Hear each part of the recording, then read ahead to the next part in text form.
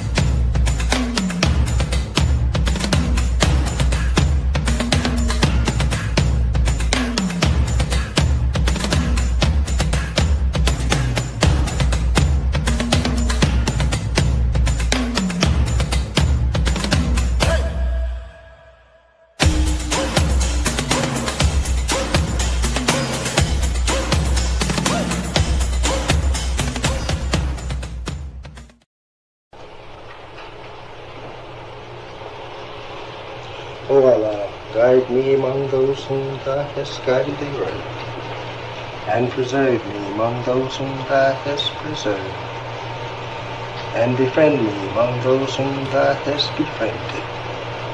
Bless me in whatsoever Thou dost grant me, and deliver me from the evil of what Thou hast judged. Surely Thou judgest, and none can judge against Thee. And he whom Thou befriendest is not disgraced. Blessed art Thou, O Lord, and exalted be Thee above what they set up besides Thee. I bear witness, nothing deserves to be served besides Thee. And I bear witness that Muhammad is Thy servant and apostle. Amen.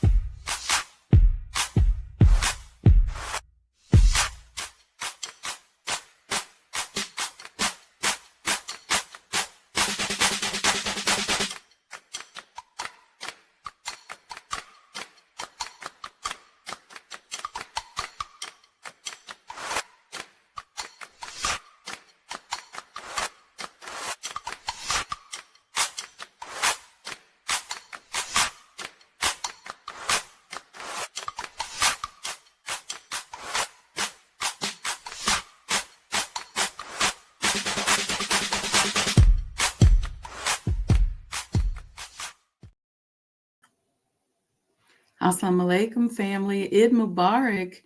Peace be unto each and every one of you. Happy Saturday and welcome to the channel. We're going to be tweaking our money psychology today. I figured with all this conversation out here about tariffs and it being Financial Literacy Month, I think we need to do some tweaking and have some conversations because this is a topic for me personally that I've been studying probably for about 30 years. And I'm going to be working on putting together some think tanks, having some conversations that involve local politicians, local business people, spiritual people, so that we can begin to come together and pull some of these theories together per se. All right. So welcome. Got my coffee this morning. It is Eid Mubarak to all of you who were fasting for Ramadan.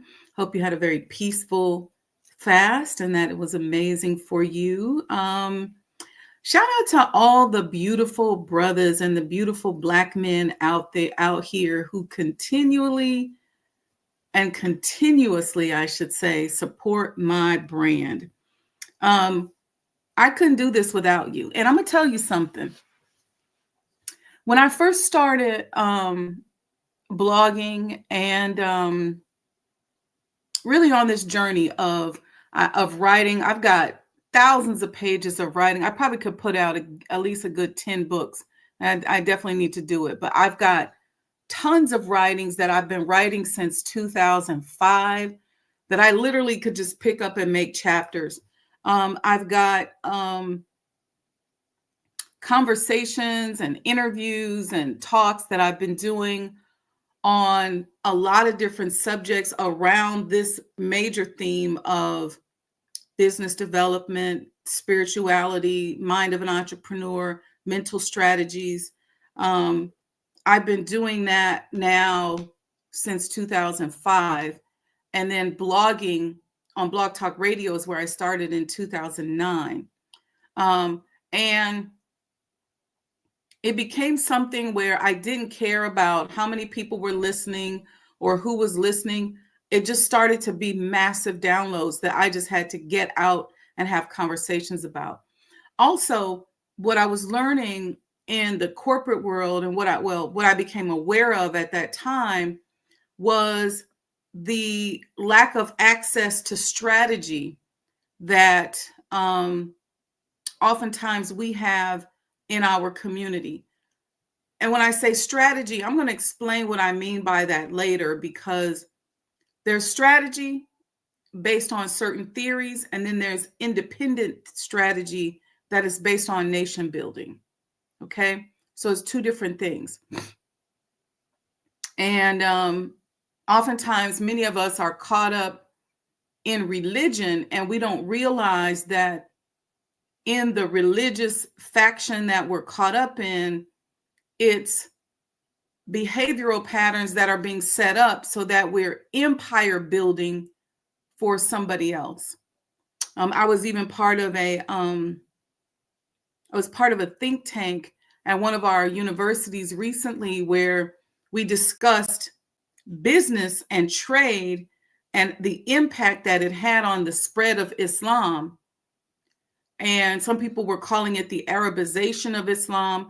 Some people were calling it the business and trade component and how it was used to spread Islam. And I haven't taught a lot on that lately.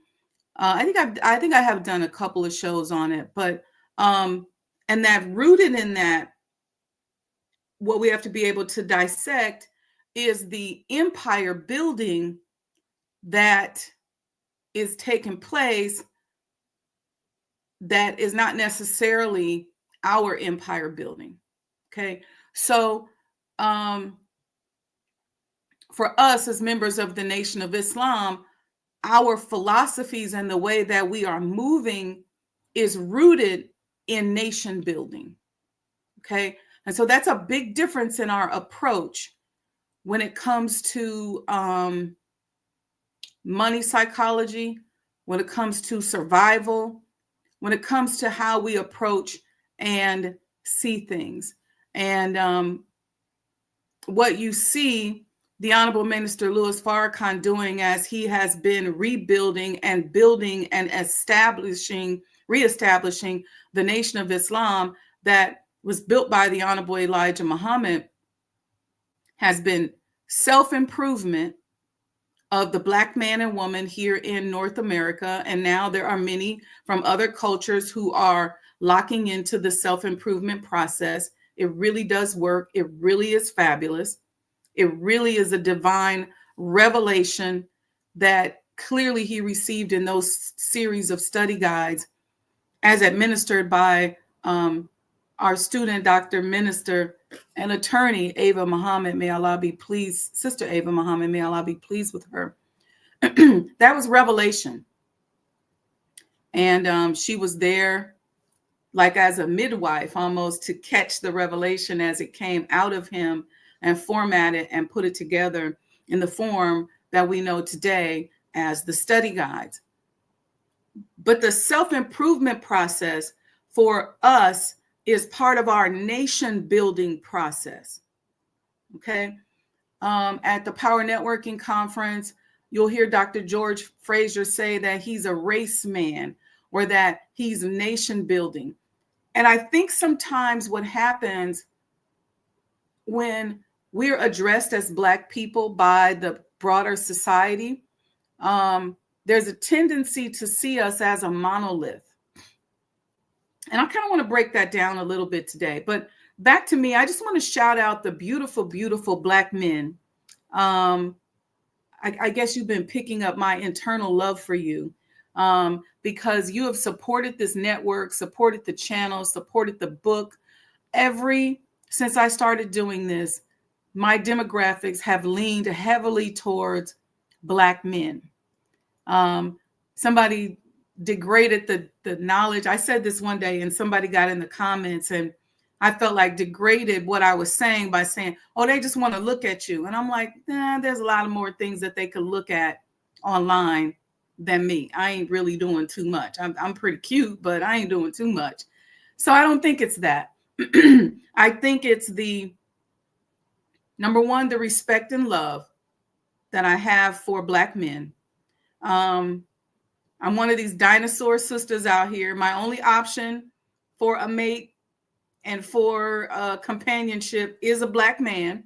So there's probably some energy towards that I attract. That could be a part of it. But the real thing is that I just want to thank you. I want to thank you for your support.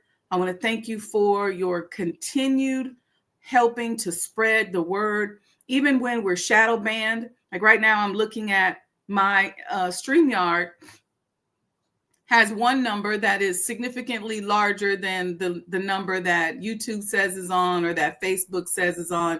And even if you sum them all up together, they still don't add up to what the StreamYard is saying. So I'm just grateful. I'm grateful because oftentimes when you're teaching information that is rooted in nation building, people get insecure. I have sisters who get insecure when I say, man, I love me some Black men. Because somehow we've been taught that if I say I love someone, you think that it means that I don't love you. Okay. It's just weird the way that we've tried to make everything an even playing field. And for me as a Black woman, it's not really even. When I look for love, support, and companionship and intimacy, I look to the Black man for that. When I'm looking for sisterhood, friendship, that kind of thing, I look to my sisters for that. But it's not the same. And we do it with race. If I say I love Black people and I'm nation building, or you hear Dr. Fraser say I'm a race man, then people automatically assume that you have a problem with other cultures. And that, in fact, is not the case. And it's such a lie that for most of us, unless you were blessed to grow up in a very large city, it's like a predominantly Black city, like a Chicago or an Atlanta, one of those cities, even certain parts of New York, but not really New York. But let's go with a Chicago. Let's go with Atlanta. DC used to be chocolate city like that. More than likely, you are very culturally diverse as a Black person. Okay. I know people who grew up in Chicago who went to all Black schools. They shopped at all Black stores. They had a job in all Black companies. Everything they did was pretty much all Black. And they either became very indoctrinated to that, or they just had a strong desire to do what white people wanted them to do. I don't know. But then I know people in DC who grew up when DC was chocolate city, and that's what they know. Black mayor, Black neighborhood, Black businesses, and that's their thing. But most of us who grew up in places like I did, like Nebraska and Iowa and Indiana, we tend to be pretty diverse people. Okay. I know for me, I have friends and acquaintances from all walks of life. I spent a number of years in corporate America where many times I was the only Black person, only Muslim. And I've traveled the world. I've been blessed. And I'm continuing to travel the world. And when I travel, I'm not a vacationer. I'm more of a traveler. So you'll see me interacting with the cultures. I've traveled enough where I know people in different spaces. I can call them up and let them know, hey, I'm going to be in your country and let's hang out or let's do something. What do you got going on? Knowing community people in those areas, and people from different walks of life. I remember one project I worked on, I had an entire Chinese staff because it was a Chinese company. And so I learned a lot about Chinese culture and made some good friends and relationships. I remember another project I worked on for months. It was probably 90% East Indian people. Powerful. And so I got time to spend time with that. Spent time doing some work in Africa. So my point being is that it's almost insulting when these powers that be tend to look at us as a monolith, because we're not all that. We're very diverse people. There are many, many markets within the Black community that are untapped, unexploited, if you will, that are investment worthy, that could be access to another market that a lot of people aren't talking about. So shout out anyway to the brothers who are here, who have supported me on this journey. Every country I've gone to, every project I've gone to, thank you. I see one of the longtime friends of the show. It's his birth anniversary today, Brother Lamont. So walaikum salam to you, sir. Grand Rising and happy Saturday. And thank you for we thank Allah for another year around the earth for you as well. And so join me in the chat. Thank you, Sister Monica. Join me in the chat and reaching the brother a happy birth anniversary. Yesterday, I was just being filled with wanting to share this because there was a number of things that I was watching and meetings that I was sitting in, and everybody's talking about Financial Literacy Month, but nobody's talking about the focus. All right. So I want to tell you that the Honorable Elijah Muhammad, and I'm not going to do a lot of quoting out of the book Fall of America today because I don't want to ignite your emotions. I'm going to do some quoting, but I want you to be able to hear it and understand it and use it in terms of how to infuse it into your money psychology. So when you come to me for coaching and you say you want improvement on your money psychology, these are some of the things that I consider, because everybody ain't trying to nation build. I'm going to say that again. Everybody is not trying to nation build. Everybody is not empire building.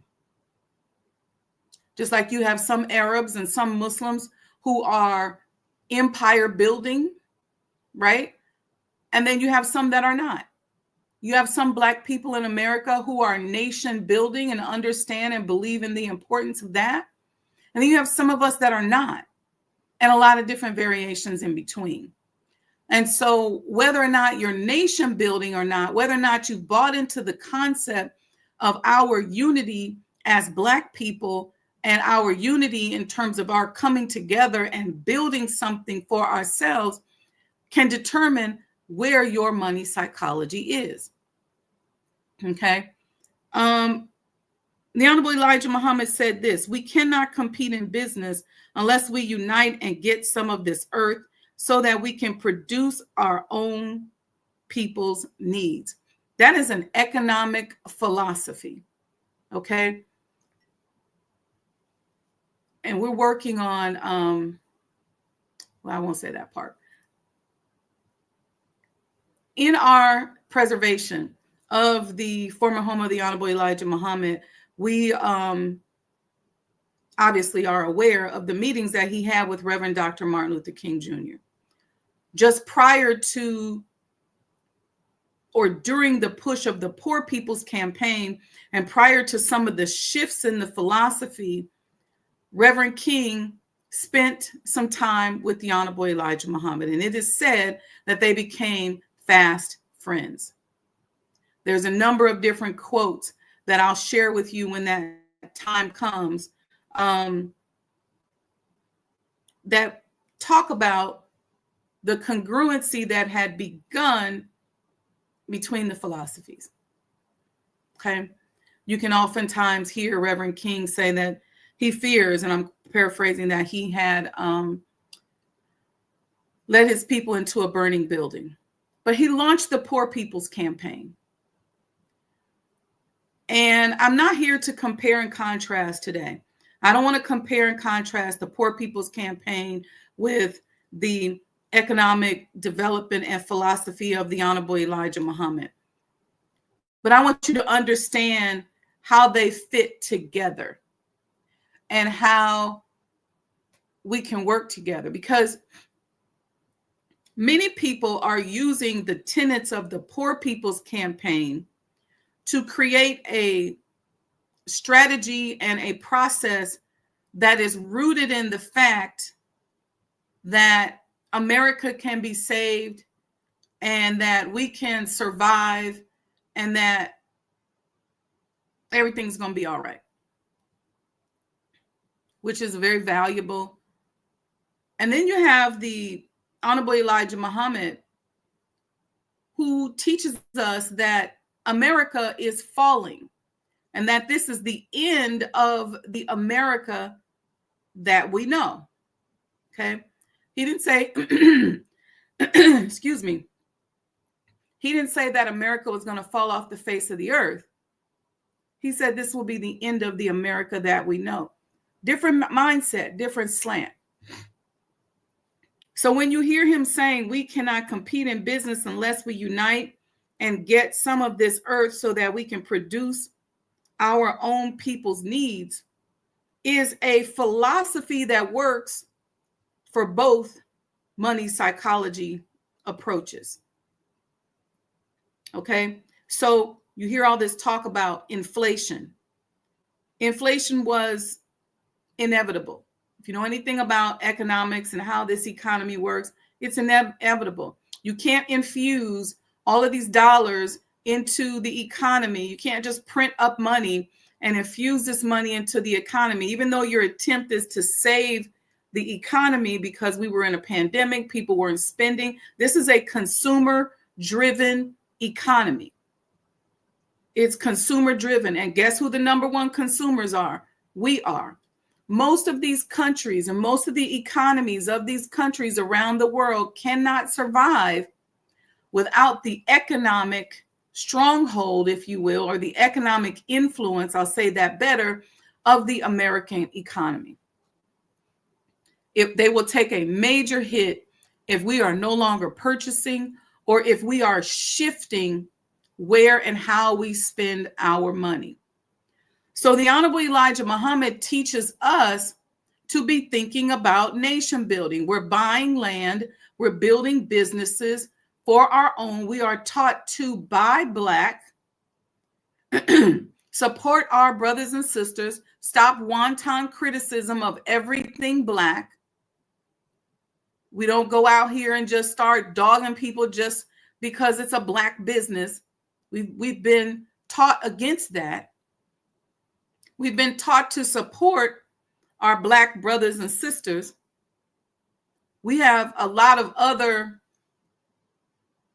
components to our self-improvement process that includes our restrictive laws of Islam, which we are taught is our success. Okay, that's a whole nother show. And that's part of our empire building. Okay, so the restrictive laws of Islam, supporting Black, buying land, producing and focusing on the needs of our people is part of the empire building process or the nation building process.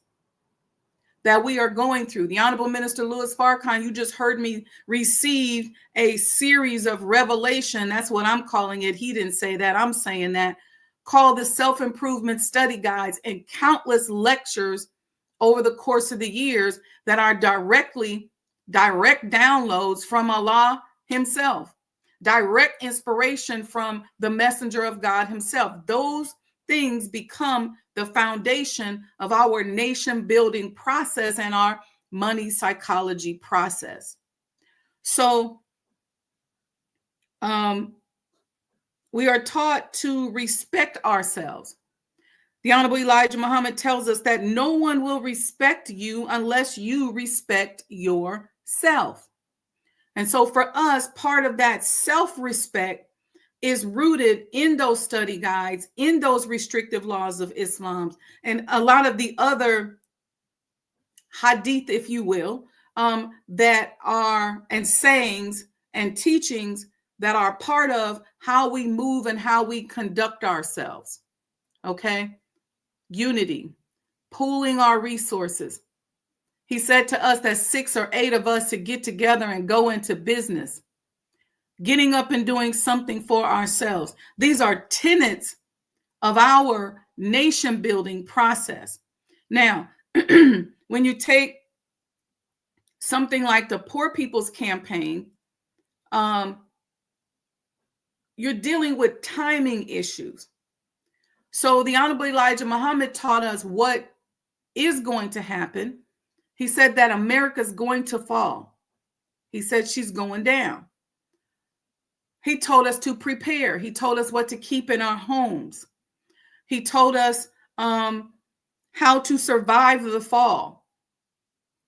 That also includes economics, focusing on and providing our own needs, uniting, not criticizing and fighting against one another, not going into places where we're not wanted.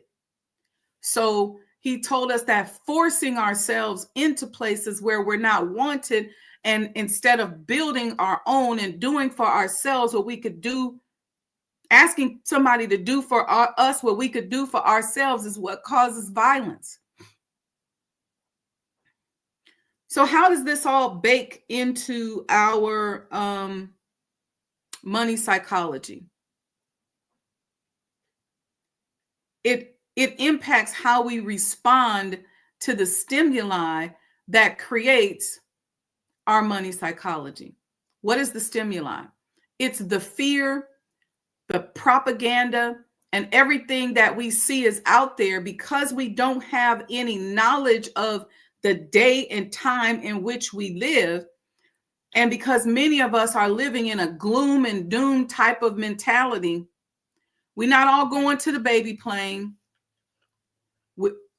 Listen, we have to rebuild these wasted cities. That is what we've been taught. We've been taught to create a new form of politics. We've been taught that the bottom rail will become the top.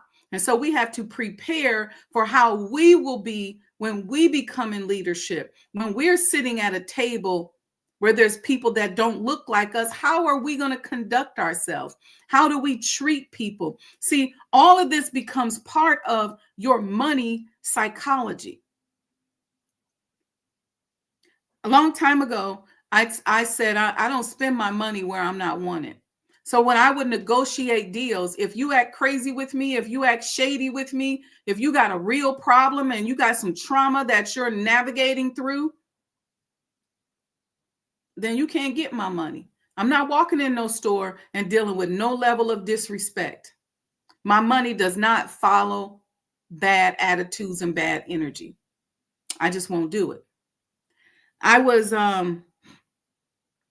let me read this quote first, and then I want to tell you a story, because I don't know if we also understand how important, or how money psychology and the money psychology of other people impacts our daily lives. Here's another quote from the Honorable Elijah Muhammad, and this is where I want to talk about knowledge, and I want to encourage us.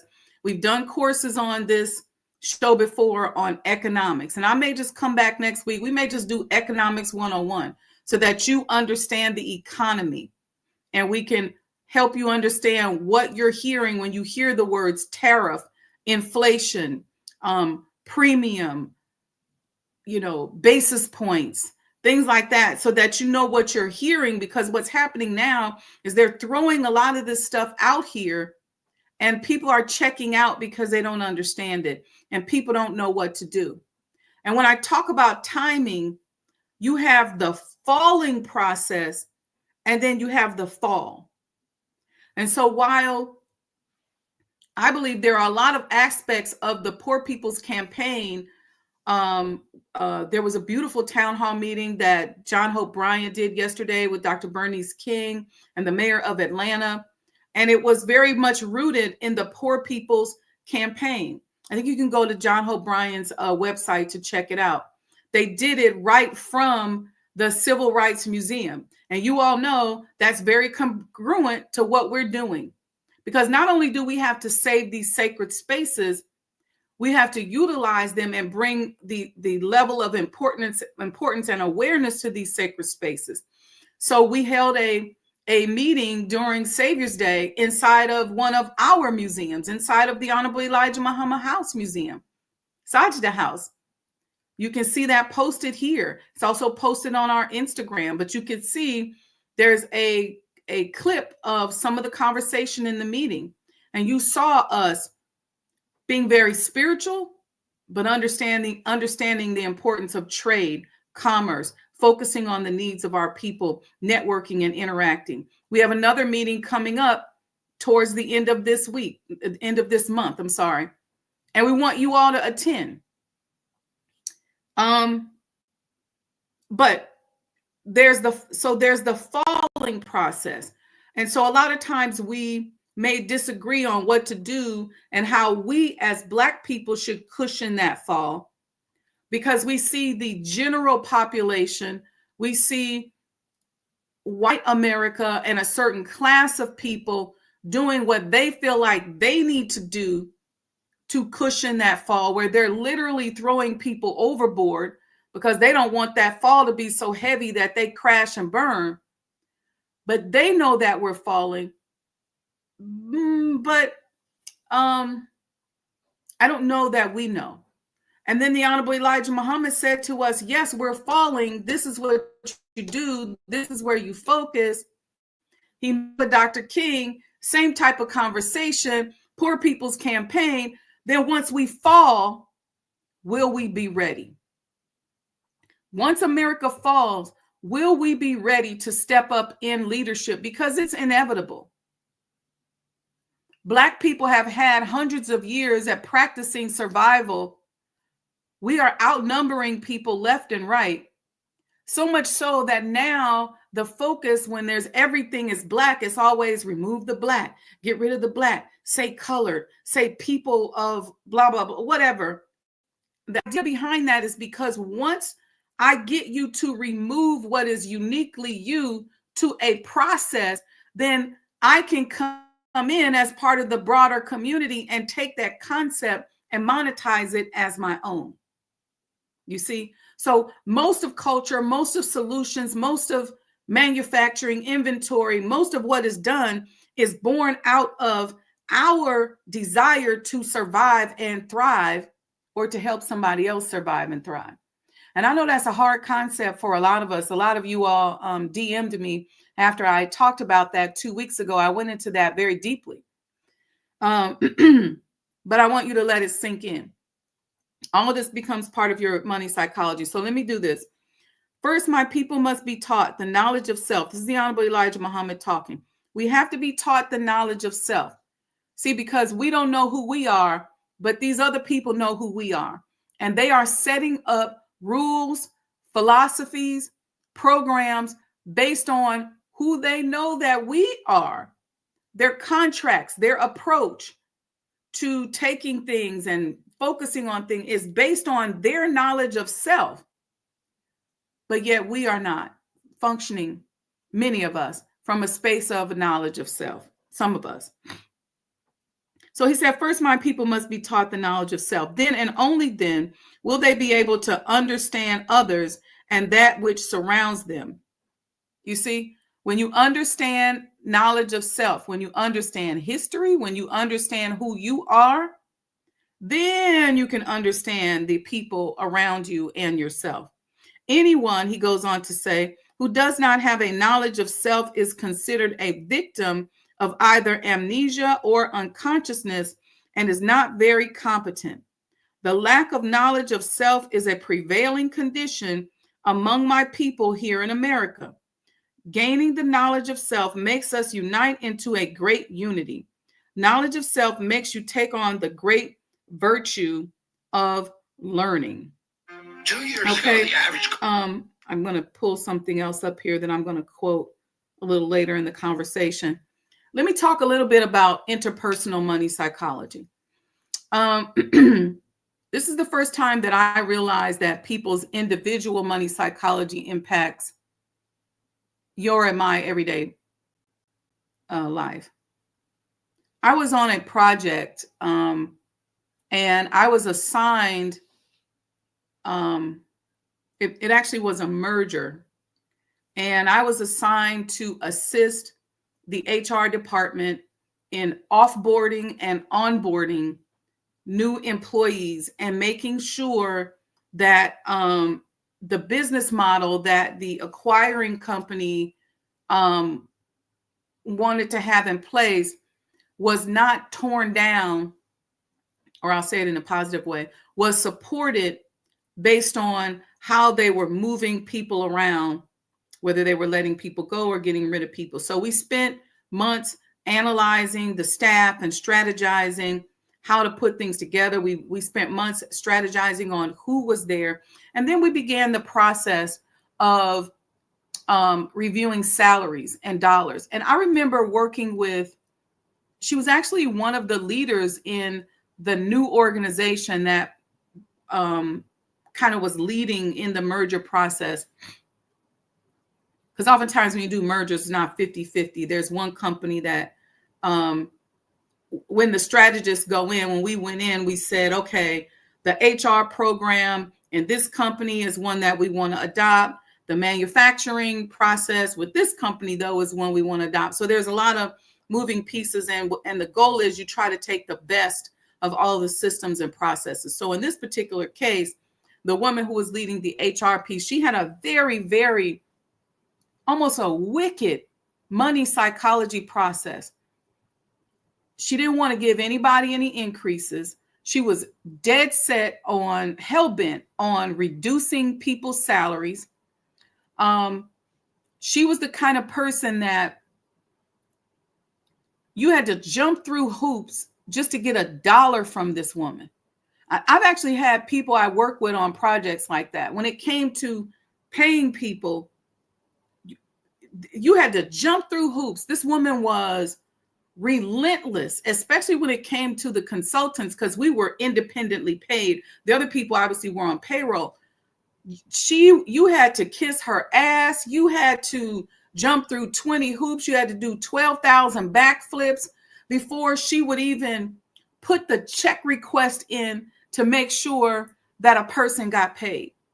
And I said to her, I said, you got a real messed up money psychology. I said, who hurt you when it came to money? Or did your mother or father or somebody teach you that money was hard to come by and that you had to put people through all kind of trauma just so that they could get $1 up out of you? And she talked about, she was a white woman. She talked about how her father had done business in the hood. He owned a store. This was in a part of Pennsylvania. He owned a store in this particular part of Pennsylvania, and most of his customers were Black. And he just felt like Black people had to over-earn everything that they got from him.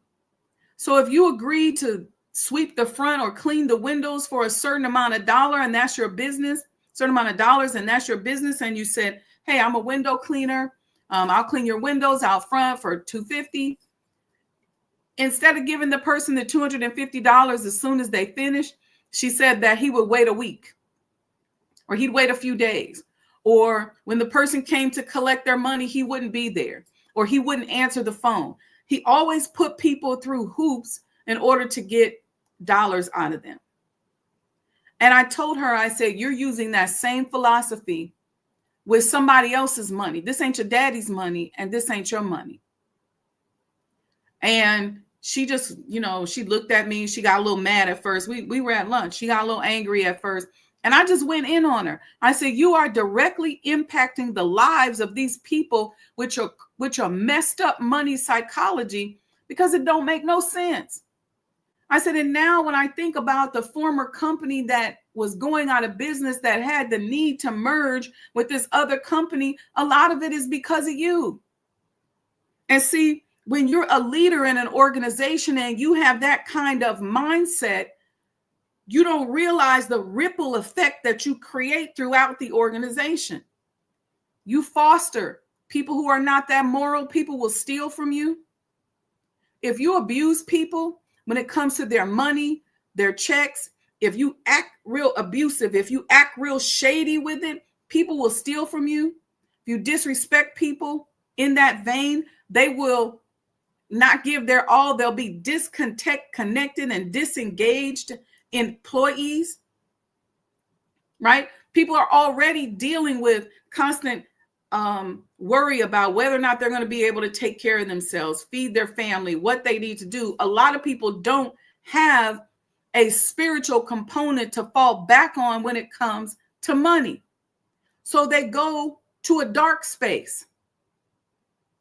And I told her, I said, you setting that off. And she looked at me and she talked about how she was going to be she was elevated. She was going to be a new leader in the organization. And I told her, I said, I'm going to write this up, and I'm going to write how I've witnessed your money psychology impact this company. And I am not going to recommend you to be the executive that they're talking about you need to be. See, as a consultant, I could do that because I'm a writer, and you can't really backlash against me because I'm not going to be here. I'm not working for you. But somebody got to say it, because you're not fit to be a leader and you're abusive. And so a lot of us have adopted ways in which we deal with money because we're afraid. We're nervous. We don't have respect for other people. We're worried. And where does that come from? A lot of it comes from trauma, financial trauma that we ourselves are navigating through. So one of the things that I'm coaching, shout out to, I had somebody yesterday who signed up for some financial trauma coaching. And we spent 2 hours yesterday, and we already worked her through collapsing some time and releasing some of the thought patterns that she has around money. And we've already discovered a couple blind spots. And immediately, she started seeing how she could tweak her business model and how she had been impacting her ability to attract to herself. See, some of us will get one track minded. We may say, look, this is the only way I know how to get money. And now what's happening in society today, which is causing a lot of anxiety for people, is that we have to practice and have multiple streams of income. So if you had an organization and you pretty much just had one primary customer, or you had a business model where you were pretty much based on one mannerism in which you got money, now this society that we're living in today is forcing you to diversify. Something that the Honorable Elijah Muhammad has been teaching us to do for years is forcing you to be closer to people and focus on the needs of the people. If you got a project or job that you're working on, you better be sitting on that thing like a mother hen. Because if you don't, you got all these other people around you who you've attracted based on your money psychology, who are watching you, and depending on how you are conducting yourself, they're going to handle your project or your job or your business accordingly. All right. So those old school days of, I was watching a program the other day, and there was a Black woman who ran a restaurant, and she would just come in and curse everybody out. doesn't really work today, right? And she'd be very condescending. People would come in her office, and it was funny, and it was good enough to make a show out of, but it didn't work well for workplace development. What you want to do, and one of the things that I will teach you to do, is to go into the authentic spaces of your personality so you attract people. Listen, in the corporate world, in corporate world, we don't do a lot of awards and things like that. So you have companies in the corporate world that literally charge people to give them awards because people just aren't vested in creating or mining out the aspects of their authenticity that make them attractive. See, people should be attractive to you. Your phone should be ringing all day. You should be texting all day. Or you should have the option to do that because people should be attracted to you in whatever space you go in. And they should be saying, hey, my life can improve as a result of getting around this person, or I can learn something from this person. But what is your psychology? Is it, do you walk in? Are you got an attitude? Are you got you mean mugging people? You think you're better than other people? Are you insecure? Are you emotional? Like what is your money psychology, and what is that drawing up out of the people that you're a part of or that you're around in your organization? And I'll teach you some of these things, how to respect and love yourself, how to focus, how to identify and focus the needs of the people that are around you if you're in business, how to identify your own personal money psychology. What did you learn growing up? I remember there were a few things that I learned that I had to unravel in my money psychology. Some of us are, and I'm going to tell you those, but I want to say this too. Some of us are blue collar people. And our parents got up, they went to work every day. They worked in that factory. They was hard working. They partied on the weekend. And that behavior pattern has become part of your money psychology pattern. It's how you believe is best for you to earn money. And so when you get ready to go into business, you have to learn how to shift, right? Some people come out of situations where maybe they had a parent that worked for a nonprofit, or maybe they had a parent or somebody in the family who worked in situations where people granted them money, gave them money. And so sort of this free money psychology pattern is what you got to work on dissecting. You can expand it and keep it, but then you have to figure out what in that philosophy is causing blockages for you in another philosophy, right? Some people have been taught that they shouldn't have to work. And so when you see them, when they do things, they just slap things together. They do things quickly because what they want is the instant gratification. John Hope Bryant talked yesterday about how many, and I've been saying this for years, how many businesses out here that are available and how many more will become available. When we talk about rebuilding these wasted cities, the Honorable Elijah Muhammad told us that America is for sale. And so we should be putting ourselves in a position so that we can go out and acquire these things that people are literally walking away from.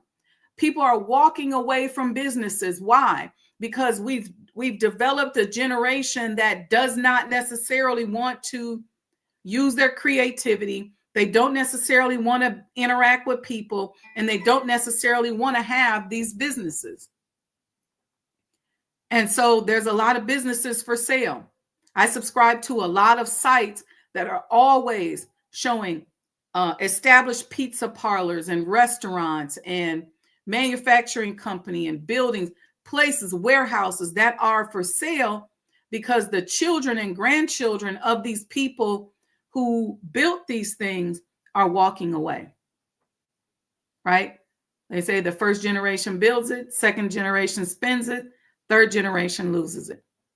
And in a lot of these cases, we're in these third generations. You see massive portfolios of properties around, especially in places like the South. You're starting to see it in Chicago, where you got blocks and blocks and blocks of property that were part of a portfolio that somebody has passed away, and the children don't want it. They just want the money. They want the stocks. They want the benefits. So when you see that, paying attention, again, the Honorable Elijah Muhammad taught us, he gave us a whole economic blueprint. And if you understand us, and if you follow some of these programs that I have here, I talk about it a lot. He told us to study the white man, for he is successful. He makes no excuses for his mistakes.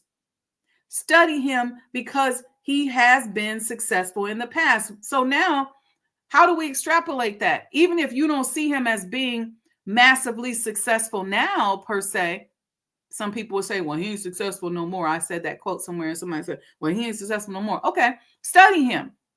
Because what you see is masses amount of people, especially in this demographic of middle America, white people who matriculated through life, and you got to look at slavery, came through slavery. Maybe they were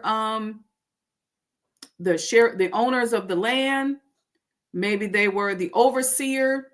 And so you got a ton of people who for generations didn't necessarily have to go and get advanced forms of education in massive numbers like we felt like we had to.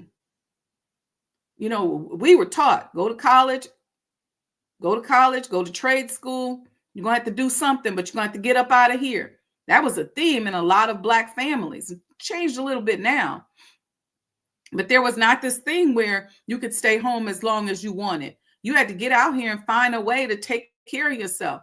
People start having babies earlier, so now they got to take care of themselves. Well, in a lot of white communities, you could graduate from high school and go and work in a factory and make a very nice living for yourself. And now as you start to roll that forward, a lot of people from those communities are finding themselves among those that may be the unemployed or that are experiencing welfare, that are responding to our increased education in a certain way, and some of them whom support systemic racism. Why? Because as we have, as they call it, the browning or blackening of America, they can't help but wonder what's going to happen to us if these people get in charge. And I'm here to tell you that the Honorable Elijah Muhammad has trained us on the proper handling of people and how to deal with and handle people as long as the respect is there. This is a dynamic. It's a huge dynamic. Meanwhile, you have us over here needing to work on and improve our money psychology because we've been taught by pimps, hustlers, drug dealers, drug addicts. You know, if you had a parent that was on drugs, then you're going to have a certain money psychology. If you had a parent who was a prostitute, then you're going to have a certain money psychology. If you have a parent who was a blue collar worker, then you're going to have a certain money psychology. If you have a parent who was upper middle class or made a certain amount of money, you're going to have a certain money psychology. If you grew up in a certain neighborhood and you watch certain influences around you, you're going to have a certain money psychology. So let's say you are a blue collar family, but you raise your children in a neighborhood that began to transition. Maybe you're from Detroit, and when you first got in that neighborhood, everybody worked for the Motor City. Detroit was the richest city in the world, with all the manufacturing, and everybody was hardworking. And then you watched drugs being infused into your community, and you watched it turn into a haven for drug addicts and drug dealers. And so you were trying to live in this little cocoon. You had this in Cleveland and Chicago. And so your mindset when you raise your children was all about safety. And so you sat inside the house and you said, look, you don't be like them. You don't mess around with them little boys or them little girls. You go to school. You get your good grades.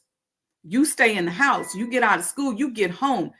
And so it became around safety that you developed the psychology that permeated in your household, but that ultimately became the money psychology of your children. And so we have to unravel that and figure out how do we make that make sense in a society today. All right, let me know in the chat if this makes sense. I posted this on Instagram. It may be on Facebook as well. Because one of the things that is interesting to me is that we now live in a pop culture driven society where when it comes to Black people, we're not heralded in business unless we're an artist or an entertainer or an artist or entertainer or sports figure turned entrepreneur. That person that, grinds and builds it and has the strategies and is smart enough to understand communication strategy, strategic thinking, financial planning, proper handling of people. Those are not oftentimes the people that get the awards unless we go and buy it and write a check for it. I can't tell you how many people get in my inbox and say, hey, if you pay, $500, we'll give you this award. And I said to the lady one day, I said, if you're massively sending out these emails and you give out these beautiful awards and you got this ceremony that you want us to buy and pay to participate in all of that, or if we donate money, then we can get an award and all of that. Don't you think other people see that? So when you see somebody get that award, you already know how they got it. It's this weird thing that we have now in society that we're doing. But I posted this because this is what I want us to think about when we're thinking about inventors and people who are being creative and using a money psychology that is different from what pop culture tells us we should use. And the post says this: I have the highest respect for anyone who's taken an idea from their mind and turned it into something real. There's a lecture that the Honorable Minister Louis Farrakhan talks about this in, and I can't think of it off the top of my head, but he talks about the beauty of having something in your head and then seeing it manifest. But anyway, I said, I have the highest respect for anyone who's taken an idea from their mind and turned it into something real. That's not just business. That's creation. That's vision. That's power. Most people dream, but you had the courage to build, to bet on yourself, to bring something into the world that didn't exist before you made it happen. Shout out to the builders, the risk takers, the ones who refuse to quit. You're a bigger deal than you give yourself credit for. And it's with that approach that in my money psychology one-on-one sessions that I work with you with, that I didn't even say that right? It's that approach that I use when I am coaching, okay? That approach is very important. Why? Because everybody showed up on the planet for a reason, and there's something inside of you, okay? Thank you, Sister Sandra. It is in the second part of Belief in Allah. You're right. It's in the lecture that I played yesterday. It's in the second half, the latter part of Belief in Allah. She said, I lived it. Thank you, Sister Sandra. Yes, you're correct. That is exactly right. Helping you to understand what you showed up on the planet to do. Helping you to figure out where your gifts are. How do you develop the money psychology, and what things have happened in your life? What financial traumas are you dealing with that are holding you back? We did financial trauma boot camp. If you missed that, you just need to sign up for your own session. And I didn't mean to make this talk about pushing people towards signing up for the sessions. I have 4 slots now available. If you book one, I give you one for free, but you really should, because just those 2 sessions where we're concentrating and focusing on you. And if you can come and have the courage to be vulnerable, we can identify where your blind spots are, what's holding you back, and help you to develop a money psychology process that will not only help you survive the fall of America, but help you thrive once it hits the ground. So we're talking about surviving and thriving. Okay? We're talking about merging those programs, merging that Poor People's campaign, and merging the economic development and the accomplishments of the Muslims as demonstrated to us by the Honorable Elijah Muhammad. I know a lot of people don't like that, don't like the merging. Here's why that's important. Because everybody's not in the same mindset, and you have to bridge the gap. We know that ultimately we want to survive and thrive, but you got to get people there. And as we are talking to people about what they need to do in order to develop the right money psychology so that they can survive the fall of America, it's a big burden on a lot of people. Because a lot of people might be saying, what difference does it make how I behave? What difference does it make whether or not I'm lying or stealing? What difference does it make? Because I see this every day. And what we're doing is teaching a different approach, a heavier approach, a more drastically different approach, an approach that requires that you put that mirror up in your face and that you're honest with yourself. You don't get to be out here and go, okay, what do I got to do? Invest in this, buy this, and just watch it grow. No. See, because this world that we live in, since we were brought here as slaves and we serve as the foundation of this capitalism, this driven society that we live in today, we serve as the foundation for that. We were the first real commodities of that. And it was a free commodity. And what was involved in that free commodity that they had, which was us, our labor, our blood, our sweat, our tears, our body, our knowledge, our history as being the original people of the planet, bringing all of that. Just imagine you get these gods for free. People who invented language, people who invented society, people who invented roads. It makes sense that America grew by leaps and bounds because you literally get these gods who are the creators of the planet Earth, and you get to work them for free. They get to work in your house for free, and you get to invent. They inventing stuff, they creating stuff, they taking care of every aspect of you for free. Well, in order to continue to utilize those gods, that free commodity, there had to be a psychology in place. And so while a lot of people want to say, oh, none of that really matters, you're fooling yourself, because that psychology that had to be in place, that was tweaked over time. We went from there into Jim Crow. There's a certain psychology that justified the behavior. When you started the Industrial Revolution, there's a whole thing around the Industrial Revolution and the development of companies and the building of America and who was building what and the unions and all of that. There was a psychology, and all of that has to be unraveled today in order for us to get to the root to get to the root of what is not only going to help cushion the fall of America, but it's going to prepare us to survive the fall of America. And because a lot of us don't get this concept, we're not going to make it. We're not going to survive. So shout out to those of us who are taking this on, who have decided that we want to embark upon this. We want to learn.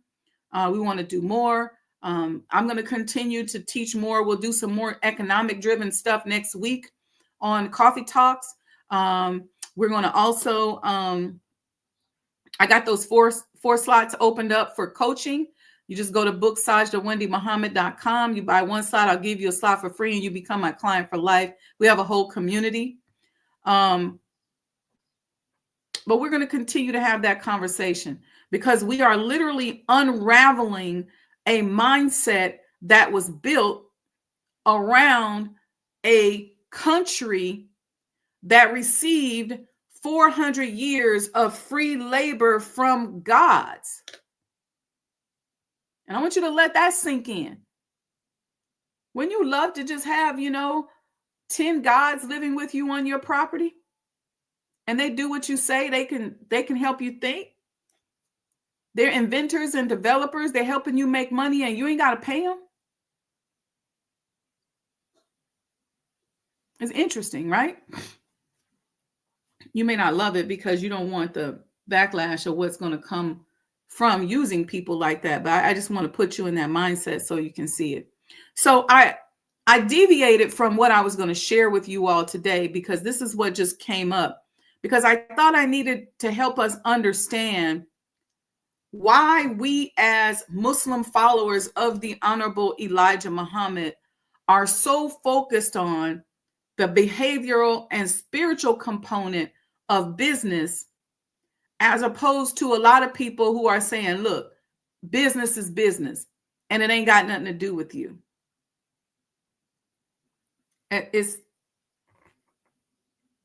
You can't do it that way, because you got the brainwashed who have become the brainwashers, to quote Tom Burrell, who are now propagating a philosophy that was created 400 years ago and developed and has grown and has snowballed into systemic racism and discrimination that exists as part of the fabric of a society that we live into today that is contributing to the fall of America. So you can't just put a Band-Aid on it. All right. All right. So thank you to you all who have supported the movement, either with a super chat today or yesterday, or you can go to Cash App, Sajdah Enterprises, support Cash App, $Sajdah Enterprises. My brain is flying so fast today, I can barely talk. I'm going to get off of here and write some stuff down. That's how much is coming to me around this subject. And I'm going to make sure that I come out here and share it with us today. But anyway, business advisory services. If you need somebody on your board, somebody to help you be able to think, strategize, I'm your person. All you got to do is email me and I'll put something out where you can get some contact information if you're looking for somebody to be on your board. I'm working on a form that I'm going to put out that you'll be able to get and support the completion of the Honorable Elijah Muhammad House Museum. As you can see, from the show we did 2 weeks ago or last week, a lot of the funding for preservation of things that are important in our community are starting to dry up on a federal level. What does that mean? That means that now it's being pushed down to the state level and to local foundations. So there's going to be a lot more competition for that money. And we have to learn how to take our extra dollars and put it towards preservation. Okay. So if you're an athlete, you're a business person, you got a little money, you got an extra $50, you got an extra $500,000. I encourage you to find a business, a cause, a museum, some manner in which you can preserve our history using your money. Okay. And so we're here as the Honorable Elijah Muhammad House Museum. We have taken a property that was in very bad shape, turned it into a $10 million mansion. It's absolutely amazing, absolutely beautiful. We only got a couple $100,000 left that we need in order to finish it and finalize it. We've got some amazing programs and things coming up. We're going to have fun while we're doing this, right? And I'm just excited to share that with you. So if you visit us online, sajdahhouse.com, there's ways in which you can donate. We'd like to make it easy for you to pay. If you want to write a check, we can do it the old-fashioned way. You can write a check. You can wire. We'll get you your sponsorship forms and your sponsorship agreement.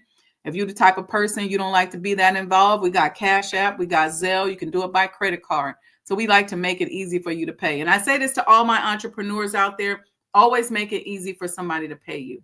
One of the most challenging things is when you hire a small business and they say, well, the only way I could get paid is if you write a check to my cousin, and then my cousin has to take it to your bank, and you got to be on the phone and cash it and all these hoops. You should be able to say to somebody, here are the different ways in which you can pay me. All the different ways. You have people at different levels, people who have different levels of involvement. I learned this. I've been in business. I've been eating what I kill for a very long time. Make it easy for people to pay you. Have different payment methods, different mannerisms in which people can get you your money. Make it easy on your clients. All right. Love you all. Thank you. Thank you again. And happy birthday anniversary to Brother Lamont. Thank you to Sister Monica and Sister Sandra Sandra D for being active in the chat today. Thank you all who came out to our networking mixer during Savior's Day. Stay close because we are about to announce another one. And we got a beautiful event I can't wait for you all to attend during the month of May. And we're going to be celebrating something. But I can't tell you about it until we got about 2 weeks. All right. Talk to you soon. Chat soon. Love you all very much. May you be blessed with more goodness, more love than you've ever experienced or imagined. And I want you to remember this. It's not personal.